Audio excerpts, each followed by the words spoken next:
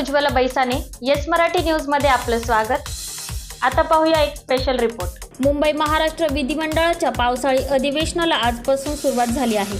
या अधिवेशनाच्या पहिल्या दिवशीच विधानसभेचे अध्यक्ष राहुल नार्वेकर यांनी राजीनामा दिलेल्या आमदारांची नावे वाचून दाखवली। विधानसभा सकाळी 11 वाजता सुरू होताच राष्ट्रगीत, राज्यगीतानंतर प्रत्यक्षात कामकाजाला सुरुवात झाली।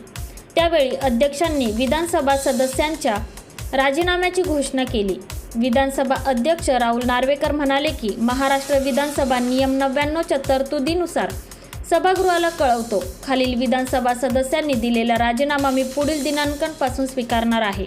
राजू पारवे काँग्रेस आमदार 24 मार्च, निलेश लंके राष्ट्रवादी आमदार 10 एप्रिल, प्रणिती शिंदे काँग्रेस आमदार 10 जून, बळवंत वानखेडे काँग्रेस आमदार 12 जून, प्रतिभा धानोरकर काँग्रेस आमदार 13 जून, संदीपान भुमरे शिवसेना आमदार 14 जून, रवींद्र वायकर शिवसेना आमदार 14 जून, वर्षा गायकवाड काँग्रेस आमदार 18 जून 2024।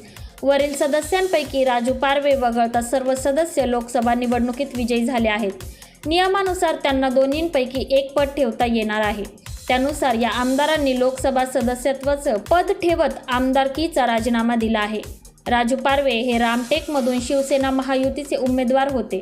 त्यांचा काँग्रेस उमेदवाराने पराभव केला। निलेश लंके यांनी अहमदनगर लोकसभेत सुजय विखेंचा पराभव करून दिल्ली गाठली आहे। प्रणिती शिंदे यांनी सोलापूरमधून राम सातपुते या महायुतीच्या उमेदवाराचा पराभव केला आहे।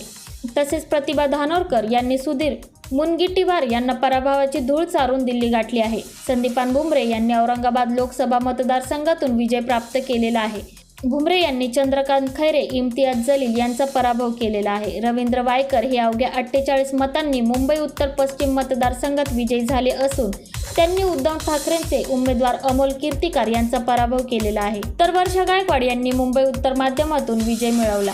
भाजपाचे उज्ज्वल निकम यांचा पराभव वर्षा गायकवाड यांनी केलेला आहे। येस मराठीसाठी ब्युरो न्यूज। अशा प्रकारच्या ताज्या घडामोडींसाठी येस मराठी न्यूज यूट्यूब चॅनलला लाईक करा, शेअर करा आणि सबस्क्राईब करा आणि बघत रहा येस मराठी न्यूज।